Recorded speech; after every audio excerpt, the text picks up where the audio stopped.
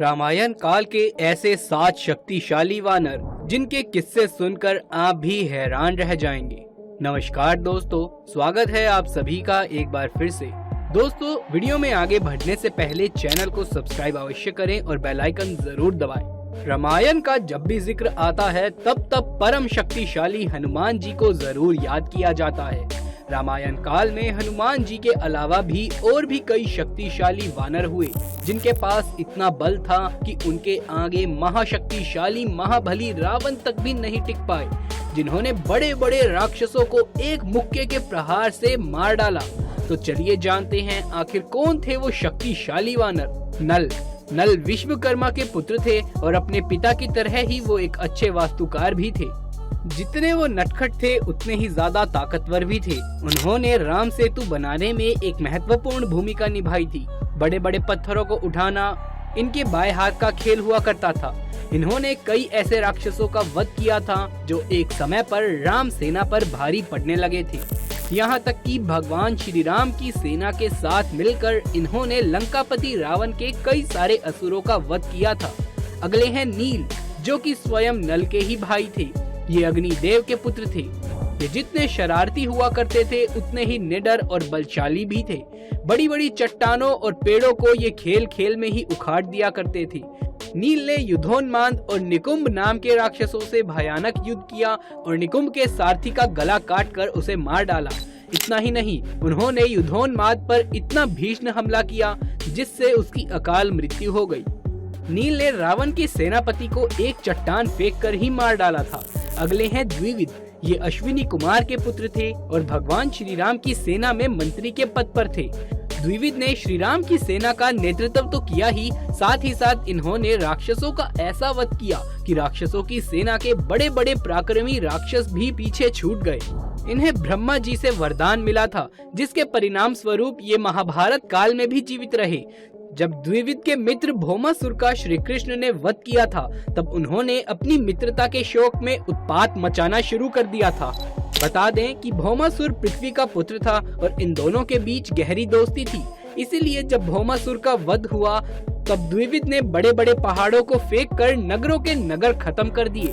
इतना ही नहीं, सहदेव जब किष्किंधा नाम की एक गुफा में पहुँचे तब किसी कारण के चलते उनके और द्विविद के बीच 7 दिनों तक युद्ध चला। आपको बता दें कि द्विविद का अंत श्री कृष्ण के बड़े भाई बलराम जी के हाथों हुआ था, जहाँ इन्हें वहीं पर वीर गति की प्राप्ति हुई थी। फिर आते हैं अंगद राजा बाली और तारा के बेटे थे। युद्ध के समय उनका सामना महापशाक जैसे अत्यंत शक्तिशाली पापी राक्षसों से हुआ। उन दोनों के बीच में भीषण युद्ध चला। अंगद ने उसकी छाती पर इतने भीषण प्रहार किए कि उसका कलेजा ही फट गया। ये सब देखकर बाकी सभी राक्षस थर-थर कांपने लगे। इतना ही नहीं, जब उनका युद्ध रावण के बेटे मेघनाद के साथ हुआ तब पहली भिड़ंत में ही उन्होंने मेघनाद को हार का मुख दिखा दिया था। उसे रणभूमि छोड़कर भागने के लिए मजबूर कर दिया था। अंगद ने इतना भीषण प्रहार किया जिससे मेघनाद के रथ के सारथी और घोड़े दोनों मर गए। वहीं भृगगमन शास्त्र नामक राक्षस ने जब उनसे युद्ध करना चाहा तब उन्होंने उसकी ही तलवार से उसका सर धड़ से अलग कर दिया। वहीं रामायण के लंका कांड के अनुसार जब श्री राम ने उन्हें अपना दूत बनाकर लंका भेजा तब रावण की सभा में उन्होंने अपना पैर ऐसा जमाया जिसे खुद रावण भी नहीं हिला पाया और बाकी उसकी प्रजा और उसके मंत्रीगण तो देखते ही रह गए। अब बात करते हैं सुग्रीव की। किष्किंधा के राजा सुग्रीव बाली के छोटे भाई थे और अंगद के चाचा थे। वीर सुग्रीव ने जब सुवेल पर्वत पर रावण को देखा तो इसे इतना गुस्सा आया कि उसने तुरंत ही रावण से लड़ना शुरू कर दिया। सुग्रीव बहुत ही प्रतापी थे और इस वजह से वो रावण पर भी भारी पड़ने लगे। रावण को अपनी रक्षा करने के लिए कई सारी मायावी शक्तियों का इस्तेमाल करना पड़ा और मौका पाकर वहां से भागना पड़ा। इसके बाद युद्ध में उन्होंने बलवान कुंभकर्ण से भीषण युद्ध किया। उनकी नाक को एक ही बार में काट डाला और साथ ही उनके बेटे कुंभ का भी वध कर दिया। कहते हैं सुग्रीव और बाली के बीच में युद्ध की वजह सिर्फ और सिर्फ बाली बने थे। इसकी वजह भी आप सब जानते ही होंगे कि किस तरह से एक राक्षस का पीछा करते हुए बाली एक गुफा में जा घुसे और जब वो वापस नहीं आए तब सुग्रीव ने उसे पत्थर से ढक दिया और किष्किंधा पर राज करने लगे। लेकिन जब बाली वापस आया तो वो क्रोधवश सुग्रीव पर चढ़ बैठा और उसे राज्य से निष्कासित कर दिया, जहां बाद में हनुमान जी की सहायता से सुग्रीव की भेंट स्वयं श्री राम जी से हुई और तब उन्होंने स्वयं श्री राम की सेना में सम्मिलित होना बेहतर समझा और माता सीता की खोज में निकल पड़े और लंका पर चढ़ाई करी। दूसरे स्थान पर है शक्तिशाली बाली। बाली इंद्र के पुत्र थे और उन्हें अपने पिता से एक ऐसी माला मिली थी जो मुसीबत के समय एक लंबे समय तक उनकी सांसों को थामे रखती थी। इतना ही नहीं, उन्हें ब्रह्मा जी से ये वरदान मिला था कि जब जब उन्हें कोई युद्ध की चुनौती देगा तो सामने वाले प्रतिद्वंदी की आधी शक्ति बाली के अंदर समा जाएगी। एक दिन अपने घमंड में चूर होकर रावण और बाली के बीच में एक युद्ध हुआ, जहां बाली ने रावण को हार का मुंह दिखाया और धूल चटा दी।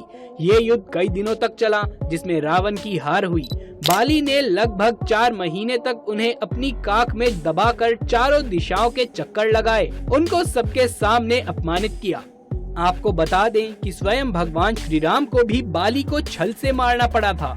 अब बात करते हैं पहले स्थान की, जिसे कोई भी नहीं छीन सकता। ये स्थान किसी और का नहीं बल्कि स्वयं हनुमान जी का है। वायु के पुत्र हनुमान जी के बारे में कौन नहीं जानता। इनके अंदर सूर्य को खाने का बल तो था ही साथ उसी बाल्यावस्था में इंद्र ने अपने वज्र से इन पर प्रहार किया था, लेकिन हनुमान जी उसे भी सहन कर गए, क्योंकि वो स्वयं भगवान शिव के अंश अवतार थे और इसी वजह से उन्हें बहुत सारे देवताओं से कई सारे वरदान भी प्राप्त हुए। इन पर प्रभु श्री राम की विशेष कृपा भी रही थी, जिसके चलते दुनिया में ऐसा कोई भी काम नहीं है जो ये ना कर सके। जब सबके कहने पर माता सीता का पता लगाने हनुमान जी लंका गए तो उन्होंने पूरी लंका को ही जला डाला, जबकि वहां पर लंकापति रावण भी मौजूद था और साथ ही अपनी शक्तियों पर घमंड करने वाला इंद्रजीत यानी कि मेघनाथ भी। कहते हैं अशोक वाटिका में ही उन्होंने स्वयं रावण के पुत्र अक्षय का वध किया। वहीं साथ ही जब इंद्रजीत उन्हें पकड़ने आए तब उन्होंने उन पर ब्रह्मास्त्र चलाया, लेकिन उन्होंने ब्रह्मास्त्र का मान करते हुए खुद को बंदी बना लिया। लेकिन ब्रह्मास्त्र भी उनका कुछ नहीं बिगाड़ सकता था, क्योंकि ये वरदान भी स्वयं उन्हें ब्रह्मा जी से ही प्राप्त हुआ था कि उनका शक्तिशाली अस्त्र ब्रह्मास्त्र भी उनका कुछ नहीं बिगाड़ पाएगा। कहते हैं उन्होंने महाबली कुंभकर्ण से भी युद्ध किया था और उसके त्रिशूल के 2 टुकड़े कर दिए थे और उनका सामना जब रावण से हुआ तब उन्होंने एक मुक्के के वार से ही रावण के कान से खून की धारा निकाल दी थी। इसके बाद उन्होंने कई ऐसे राक्षसों का वध किया जो अत्यंत बलवान माने जाते थे। हनुमान जी का जिक्र सिर्फ रामायण में ही नहीं बल्कि महाभारत में भी मिलता है और कहते हैं वो आज भी जीवित है, क्योंकि वो एक चिरंजीवी हैं। और इस कलयुग के अंत तक जब तक भगवान विष्णु का 10वां अवतार यानी कि कल्कि अवतार जन्म नहीं लेता तब तक हनुमान जी जीवित रहेंगे और कल्कि अवतार की सहायता के लिए युद्ध में प्रस्थान करेंगे। तो यही थे रामायण काल के वो खास 7 शक्तिशाली वानर जिनका जिक्र रामायण में मिलता है और इनके किस्से कहानियां आज भी प्रचलित है। आप इनमें से सबसे बलशाली वानर किसे मानते हैं, हमें कमेंट बॉक्स में लिख करके जरूर से बताएं। कमेंट बॉक्स में जय श्री राम, जय बजरंगबली लिखना बिल्कुल भी ना भूलें। ये वीडियो पसंद आया हो तो इसे एक लाइक करके अपने दोस्तों और रिश्तेदारों में ज्यादा से ज्यादा शेयर कर दें।